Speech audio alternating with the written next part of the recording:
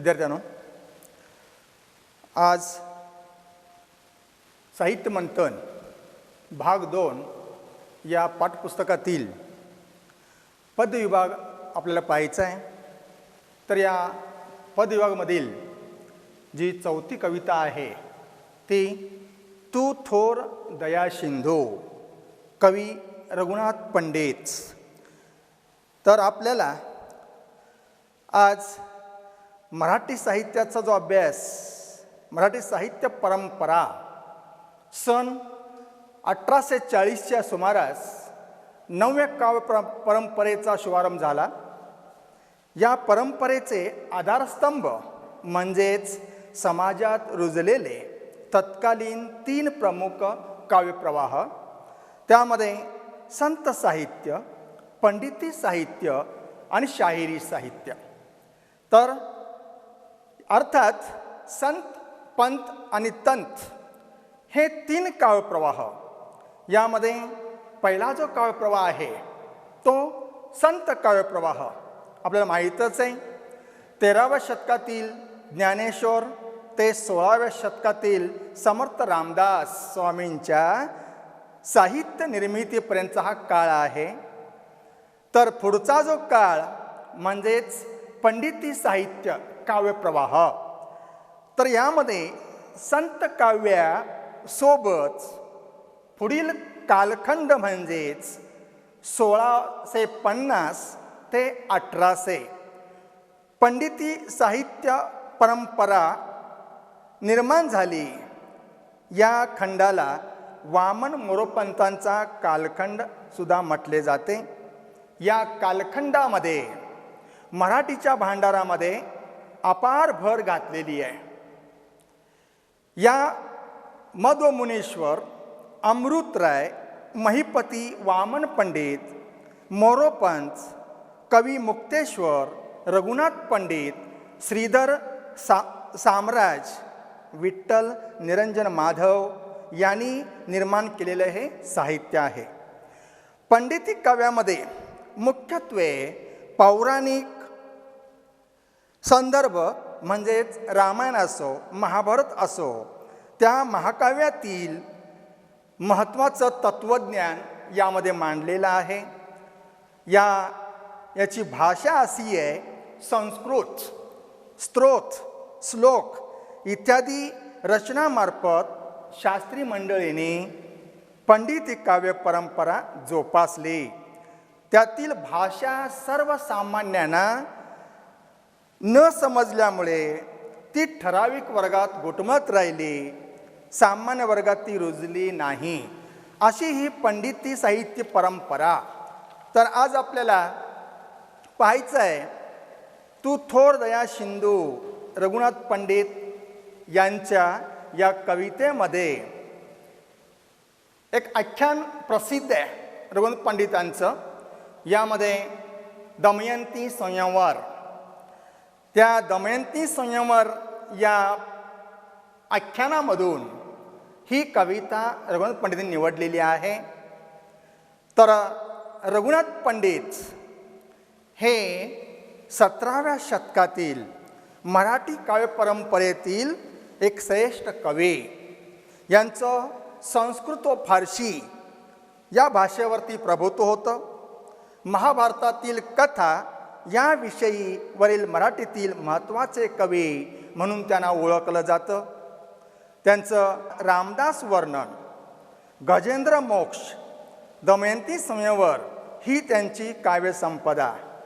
दमयंती संयमराची कथा जी आहे ही महाभारतातील गोड कथा असून रघुनाथ पंडिताने रस, अलंकार, छंद या तिन्हींचा योग्य वापर करून ही कथा रमणीय बनवलेली आहे. तर तू थोर दया सिंधू रघुनाथ पंडितांची कविता आहे. तर आपल्याला राजहंस पक्षी हा देवलोकातील पक्षी मानला जातो. कैलासातील मानस सरोवरामध्ये त्याचा वास असतो. त्यांच्याकडे निर्चिर विवेक क्षमता आहे. याशिवाय राजहंस आपल्या जोडीदाराला जोडीदाराशी अगदी नेहमी एकनिष्ठ असतो. म्हणून न दमयंती यांच्या मिलनामध्ये या राजहंसाची निवड केलेली असावी असा विचार इथं सांगावासा वाटतो. तर सुरुवातीला या काव्यामध्ये जे काही रवणपणे सांगितलेलं आहे, तू थोर दया सिंधू, तर आपल्याला आज हा जो भाग आहे, ही जी कविता आहे रवण पंडितांची तुम्हाला सांगायची आहे. तर एकदा नळ राजा आपल्या सुंदर उद्यानामध्ये फिरत असताना त्याला एका तळ्यापाशी राजहंस पक्ष्यांचा थवा जलविहार करत असताना दिसतो. आणि त्या थव्यामध्ये, राजहंस थव्यामध्ये एक सुंदर सोनेरी रूपाचा राजहंस पक्षी त्यांच्या दृष्टीला पडतो. आणि लगेच नळ राजाने त्या हंस पक्षाला पकडताच आणि त्याला घट्ट धरून ठेवताच. आता हंस पक्षाची सुटका होऊ शकत नाही, राजा सोडत नाही. हेच जेव्हा हंस पक्षाला कळतं, त्यावेळेला हंस पक्षी राजाकडे विनवणी करून तो आपली सुटका करून घेण्याचा प्रयत्न करतोय. आणि शेवटी सुटका होत नाही म्हटल्यानंतर तो राजाला काय म्हणतो आहे ते या कवितेतून आपल्याला पाहायचं आहे. आपण कवितेला सुरुवात करूया. प्रथम, तू थोर दया सिंधू, रघुनाथ पंडित. न सोडी हा नळभूमी पाळ माते, असे जाणूनी हंस वदे त्याते. न सोडी, जेव्हा राजानं त्या हंस पक्षाला पकडलं आणि हंस पक्षी आपल्या सुटका करण्याचा प्रयत्न करतो आहे, मात्र राजा सोडत नाही म्हटल्यानंतर काय म्हणतो हंस पक्षी, असे जाणूनी हंस वदे त्याते. भूमिपाळ म्हणजे राजा.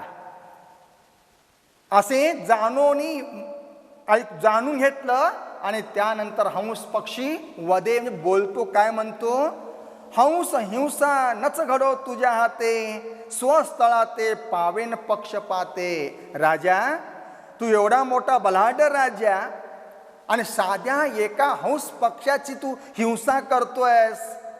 तू खरोखर एक प्रकारचं जे आहे का साध्या हंसाची हिंसा करणं हे तुला शोभत नाही. तुझ्या हातून हा अपराध होऊ नये, हत्या होऊ नये, असं हिंसा होऊ नये असं हंस पक्षी राजाला म्हणतोय. आणि स्वस्थळात ते पावेन पक्षपाते. आणि तू जर मला सोडलास तर मी काय करेन, माझ्या स्वस्थळी माझ्या ठिकाणी व्यवस्थित पोचेन. असा हंस पक्षी आपले पंख हलवत, पंखाच्या सहाय्यानं मी काय करेन, माझ्या ठिकाणी मी जाईन, असं हंस पक्षी राजाला म्हणू लागला. पदोपदी आहेत वीर कोटी, भले झुंजारी शक्ती जया मोठी. पदोपदी, पावलो पावली कोण आहेत, शूर पराक्रमी योद्धे एक प्रकारचे जे आहेत. भले झुंजार ही शक्ती जया मोठी. झुंजार म्हणजे लढाऊवृत्ती. तू आशांशी लढाई करण्यास तू योग्य आहेस. तुझी शक्ती यांच्याशी वापर. तया माराया धैर्य धरी पोटी, आणि यांना मारायचं धाडस तू कर, साहस कर त्या ठिकाणी. अरे पांखरू मारणं बुद्धी खोटी. आणि साध्या पांखराला मारणं हा तुझा विचार कसा आहे, अयोग्य आहे, योग्य नाही. तू साध्या हंसाची पक्षाची हत्या करतोस हे तुला शोभत नाही. कारण तू इतका मोठा पराक्रमी बलाढ्य राजा एक प्रकारचा आहेस आणि तू साध्या पाखराला मारतोयस. अरे तुझ्या बरोबरीचे जे राजे आहेत, महाराजा असतील, राजा असतील, शूर पराक्रमी योद्धे असतील, त्यांच्यात लढाऊवृत्ती असेल, अरे त्यांच्याशी तू लढाई कर, त्यांना मारायचं धाडस तू कर. साध्या पाखराला मारतोस हे धाडस तू करू नकोस, हे तुला शोभत नाही, तुझा विचारच अयोग्य आहे, असं हंस पक्षी राजाला म्हणू लागला. बघुनी माझी कनकरूप काया, कटक मुकुटादी भूषणे कराया. राजा, माझं सोन्याचं रूप बघून तुला हाव सुटलेला आहे, आशा सुटलेली आहे असं मला दिसतंय. कारण तुझा हे रूप बघितलं की तू मला घट्ट पकडून ठेवलेला आहेस ना, याचा अर्थ असा आहे की तू माझ्या सोन्याच्या रूपाचं तुला हाव सुटलेला आहे, आशा सुटलेली आहे. तू काय करायचं ठरवतोस? कटोक मुकुटादी भूषणे कराया. माझ्या सोन्याच्या रूपाचं तुला कडं बनवायचं असेल, मुकुट किरीट बनवायचं असेल, दागदागिने बनवायचे असतील, ही आशा तुला उपजलेली आहे. तुला आशा ही सुटलेली आहे. राजा, कशी आशा उपजली तुझ राया? अरे रे, खरोखर एक प्रकारचं राजा, तुला कशी काही आशा उपजली? माझ्या सोन्याच्या शरीराचा उपयोग करून तुला शेवटी एक प्रकारची आशा तुला कशी काय उपजली? बहुत औदार्य थोर दया माया. राजा, तू कसा आहेस? उदारपणा तुझ्यामध्ये आहे. शेवटी दया माया तुझ्याजवळ आहे. दयेचा सागर तू आहेस, उदारपण तुझ्यामध्ये आहे. मात्र तुला ही आशा कशी काय उपजली? माझ्या रूपाचं तुला कसा काय हाव सुटलेला आहे? तू असा कसा काय विचार केलास? असा हंस पक्षी राजाला म्हणू लागला. तरी का या हंसाची सुटका होईना? हंस पक्षी धडपडतोय, तळमळतोय. काही केल्या या राजाला पाजर फुटत नाहीये. म्हणून परत पुन्हा तो आपल्या कुटुंबाची करुण कहाणी राजाला ऐकवतो. काय म्हणतो राजाला? म्हातारी उडता नयेची तिजला माता मदियासी. कांता काय वदो नव प्रसवते 7 दिसांची तशी. राजा, माझ्या कुटुंबाची तुला कथा करून कहाणी काय सांगू? माझी म्हातारी आई, तिला विहार करता येत नाही, तिला उडान करता येत नाही. ती म्हातारी झालेली आहे. मदिया माझी माता म्हणजे आई, म्हणजे माझी म्हातारी आई वृद्ध झालेली आहे आणि तिला विहार करता येत नाही, उडान करता येत नाही. एवढंच नव्हे तर राजा, माझ्या बायकोच तुला काय सांगावं? कांता म्हणजे पत्नी, कांता म्हणजे पत्नी. कांता काय वदो नव प्रसवते 7 दिसांची तशी. नव प्रसव जे नुकतीच ती बाळंत झालेली आहे. माझी पत्नी नुकतीच बाळंत झालेली आहे आणि ती 7 दिसाची आहे. 7 दिसाची बाळंतीन घरात आहे. माझी म्हातारी आई घरात आहे. पाता त्या उभयास मी मज विधी घातास योजित असे. आणि या पातास म्हणजे त्यांना पोसणारा मी आहे. म्हाताराईचं पालन पोषण करणं किंवा म्हातारीला भरवणं एक प्रकारचं माझं काम आहे. आणि माझ्या बायको सुद्धा एक प्रकारचं जे आहे ती बाळंतीन आहे, तिलाही एक प्रकारचं मला भरवायचं आहे. म्हणजे तिचाही मला तिला पोसायचं आहे. या दोघा उभयताना पोसणारा मी आहे. शेवटी मज विधी घातास योजित असे. आणि काय करावं राजा, माझा घात माझ्या नशिबात असं लिहिलेलं आहे. हा माझा नाश असा होणार आहे. माझं नशीब असं एक प्रकारचं आहे. काय करावं राजा? असा हंस पक्षी केविलवाणी स्वरामध्ये राजाकडं आपली करुण कहाणी ऐकवतोय. हाता माझी नृपा तुझ्या गवसलो, आता करावे कसे? राजा, तुझ्या हाती मी सापडलो, आता काय करू? आता मला एक प्रकारचं ज्या माझ्या आईची आणि माझ्या बायकोची मला फार काळजी वाटते. आता त्यांचं काय होईल? माझ्या नशिबात असं लिहिलेलं एक प्रकारचं आहे. असं हंस पक्षी राजाला म्हणू लागला.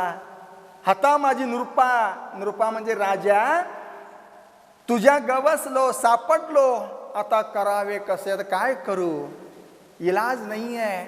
धडपडून बघितलं, प्रयत्न करून बघितले, सगळे निष्फळ झाले. शेवटी राजा काय सोडत नाहीये, घट्ट पकडून ठेवलेला आहे. काय करावं? अशी करुण कहाणी राजाला हंस पक्षानं ऐकवली. सदय हृदय याचे भूपहा तापहारी. सदय जे चांगला, दयाळू, मायाळू. भूप म्हणजे राजा. राजा तू कसा आहेस? दयाळू आहेस, मायाळू आहेस, तापहारी. जे दुसऱ्यांची दुःख नाहीसा करणारा तू आहेस. तापहारी जे दुःख नाहीसा करणारा. म्हणून परिसता मी होय येथे विहारी. कारण तुझी ख्याती मी ऐकली होती.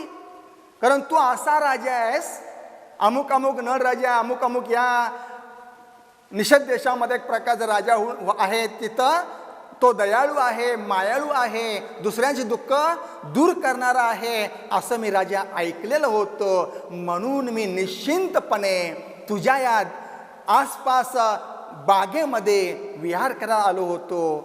मात्र इथं तर वेगळंच मला दिसतंय. मजही वध कराया पातकी पातला जो. आणि माझाही वध करण्यासाठी राजा तू पुढे दर्शावलास त्या ठिकाणी. काय करू, एक प्रकारचं माझा अपराध म्हणजे माझा अपराध एक प्रकारचा जो आहे म्हणजे माझाच वध करण्यासाठी तू पुढे सरसावलास एक प्रकारचं जे आहे. वरुणी पती तसाही भूमी कैशी न लाजो. वरून तू असा एक प्रकारचा आहेस की धरती माथेला खरोखर तुझे वर्णनमुळे लाज वाटेल, शरम येईल एक प्रकारची आहे असा तू या ठिकाणी वागतोयस. माझी हत्या करतोयस त्या ठिकाणी. खरोखर तुझं कसं एक प्रकारचं जे आहे या भूमीला सुद्धा लाज वाटलाय खिरीज राहणार नाहीये असं हंस पक्षी राजाला म्हणू लागला. आता येणे परी हे सविस्तर जसं या हंस पक्षानं राजाला ऐकवलं, आपली करुण कहाणी ऐकवली, कुटुंबाची करुण कहाणी ऐकवली. आणि त्यावेळी राजाच्या हृदयाला पाझर फुटला. येणे परी परिसता अति दीनवाच्या, या गरीब दीनवाच्या, दीनवाणी अशी ही वाणी एक प्रकारची ऐकल्याबरोबर हंस पक्षाची राजाला पाझर फुटला. आणि शेवटी परिसता ऐकणे, ऐकल्याबरोबर, दीन म्हणजे गरीब, म्हणजे गरीबाची अशी वाचा एक प्रकारची ज्या अगदी खालच्या स्वरामध्ये बोलतो ना तशा प्रकारे हा हंस पक्षी बोलत होता. मोठेपणा दाखवत नव्हता, गरीबपणा एक प्रकारचा सामावल्यासारखा हंस पक्षी बोलत होता. हे ऐकल्याबरोबर हेलावला नळ पयोदी दया रसाचा. आणि हेलावला जे शेवटी उच्चंबळून आलं राजाला. याची करुण कहाणी ऐकल्याबरोबर राजाला उच्चंबळून आलं. आणि पयोदी रस, जसा पयोदी म्हणजे समुद्र रस एक प्रकारचा जो आहे जसा उफाळून निघावा तशा प्रकारे राजाचं हृदय उच्चंबळून आलं. त्याला प्रेमाचा पाझर फुटला. आणि या हंसाची त्याला दया आली. आणि शेवटी राजा काय म्हणाला, सोडी मने विहार जा अथवा फिराया, राहे यथा निज मनोरथ हंसराया. राजानं या हंसाला काय म्हटलं, त्याला हे ऐकल्याबरोबर राजानं सोडलं, त्याला घट्ट पकडून ठेवलं होतं. असं सोडल्याबरोबर एक प्रकारचं जे आहे. आणि काय म्हणे, विहार जा अथवा फिराया, तू कुठं जातस तिकडं जा फिरायला एक प्रकारचं जे आहे. आता निश्चिंत आहेस, आता या क्षणापासून तू मुक्त मोकळायस, तुला कसलीच भीती नाही आहे एक प्रकारचं जे आहे. तू कुठल्या बागेत तिकडं जा, कुठं फिरतोस तिकडं फिर, तू आता घाबरू नकोस, असं निश्चिंतपणे तू राहा असं हंस पक्षाला राजानं सांगून टाकलं. मग काय, हंस हातातून सुटला.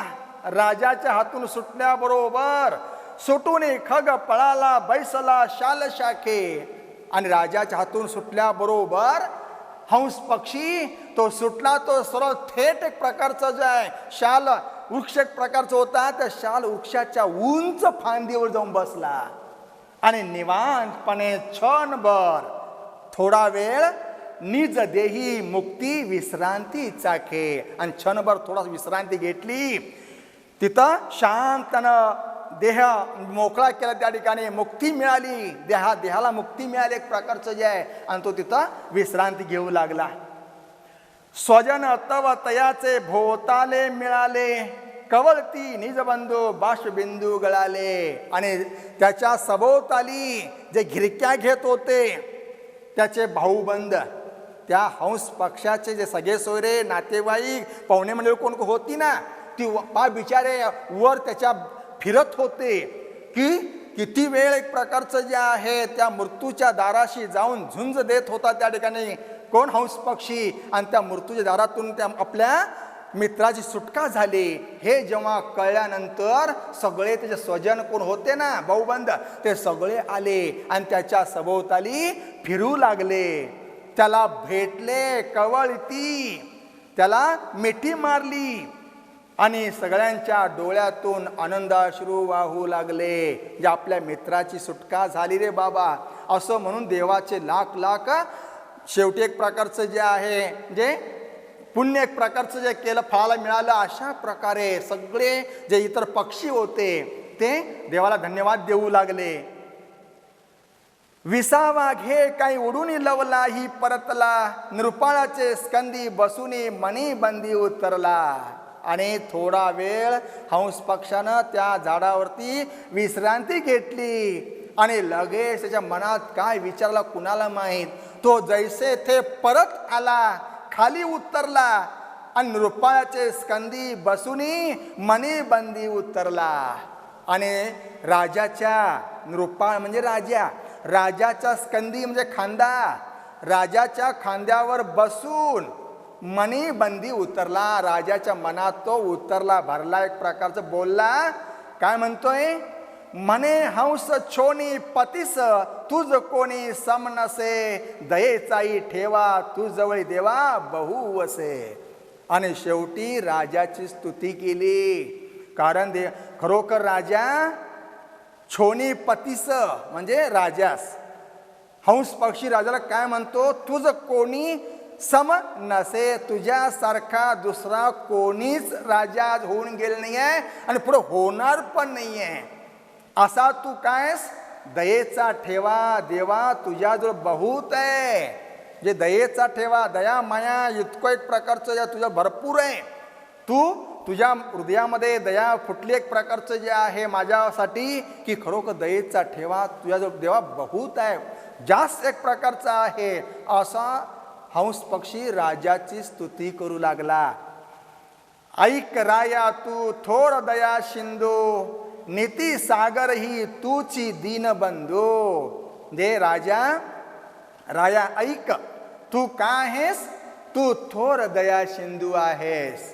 आता इथं एक प्रकारचं जे आहे या कवितेचं जे शीर्षक एक प्रकारचं जे समर्पक शीर्षक एक प्रकारचं जे आहे इथं लागू पडतं. केव्हा ज्यावेळी हंस पक्षाला राजानं पकडलं आणि सुटका केल्यानंतर एक प्रकारचं जे आहे राजाचं हृदय हेलावलं, दयेचा पाजर फुटला, हृदय उचंबळून आलं, या हंसाविषयी दयामाया निर्माण झाली. आणि त्यावेळी ह्या हंस पक्षाला राजाचे उपकार मानावे थोडे कमीच असं झालं. आणि म्हणून तो काय म्हणतो, तू खरोखर दया सिंधू आहेस, दयेचा सागर आहेस, दयेचा समुद्र तू आहेस. कारण समुद्रातलं पाणी असं कमी होत नाही ना, तशा प्रकारे तुझं प्रेम कधीच कमी होणार नाही आहे. असा तुझ्याजवळ फार मोठा ठेवा, दयेचा ठेवा तुझ्याजवळ बहुत एक प्रकारचा आहे, असं हंस पक्षी स्तुती करू लागला. ऐक राया तू थोर दया सिंधू, नीती सागर ही तूची दीनबंधू. निखंदुनी बोलिलो नको निंदू, सकल वदशी जरी पाय तुझे वंदू. आणि एवढंच नव्हे तर नीती सागर ही तूच आहेस, न्याय देणारा, न्यायी एक प्रकारचा जो आहे न्याय देवता तुझ्या जवळच आहे. तू खरा न्याय देणारा एक प्रकारचा तू सागर एक प्रकारचा आहेस. दीनबंधू, दिनांचा कैवारी तूच आहेस. मात्र राजा, मी तुला जे काय बोललो ना सुरुवातीला, तू असा राजा एक प्रकारचं म्हटलो त्या ठिकाणी, लाज वाटावी भूमीला, हे सगळं तुला कसं बोललं मी, निखंदून बोललेलो आहे. निखंदून म्हणजे टाकून, तुझी निंदा केलेली आहे, नको नको ते बोलून तुझा अपमान केलेला आहे. राजा तू मात्र मला माफ कर, मला तुझी क्षमा मागतो त्या ठिकाणी, माफ कर मला. एक त्या ठिकाणी काय माफ कर, निखंदुनी बोलिलो नको निंदू.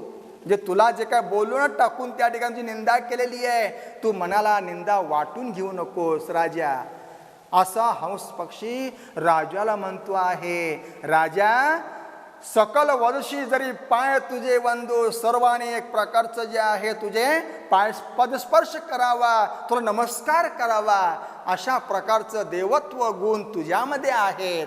तू या पात्रतेचा एक प्रकारचा राजा आहेस, दयेचा सागर आहेस, नेतीचा सागर आहेस, सगळ्यांना दयामया एक प्रकार दिन बंधूंचा तू कैवार एक प्रकारचा आहेस. असा राजा तू, खरोखर तू थोर दया सिंधू आहेस. अशा शब्दामध्ये हंस पक्षानं शेवटी राजाची स्तुती इथं गायलेली आहे. तर सुरुवातीला नळ राजानं जे काय वर्णन केलं, नळ राजाचं वर्तन काय प्रकारचं जे आहे त्याच्याविषयी हंस पक्षी राजाला बोलला. आणि मध्यावर्ती एक प्रकारचं जे आहे आपल्या कुटुंबाची जी करुण कानी ऐकल्यानंतर राजाला दयेचा पाजर फुटला आणि त्याला सोडल्यानंतर शेवटी या हंस पक्षाला राजाचे खरो कीव आले, दया आले एक प्रकारचं जे आहे. कारण राजानं फार मोठे उपकार माझ्यावरती केलेले आहेत, मला जीवदान दिलेलं आहे, हा फार मोठेपणा एक प्रकार इथं पक्षानं व्यक्त केलेला आहे. या दोघांच्यातला संवाद एक प्रकारचा जो आहे इथं रघुनाथ पंडितांनी या कवितेतून आपल्यासमोर ठेवलेला आहे की शेवटी एक प्रकारचं जे आहे तू थोर दया सिंधू. रघुनाथ पंडितांनी या कवितेमध्ये नळाचं वर्णन आणि हंस पक्ष वर्णन एक प्रकारचं जे आहे दोघांच्यातला हा संवाद एक प्रकारचा जो आहे इथं साधायचा प्रयत्न केलेला आहे. तर या ठिकाणी आपण इथं थांबूया.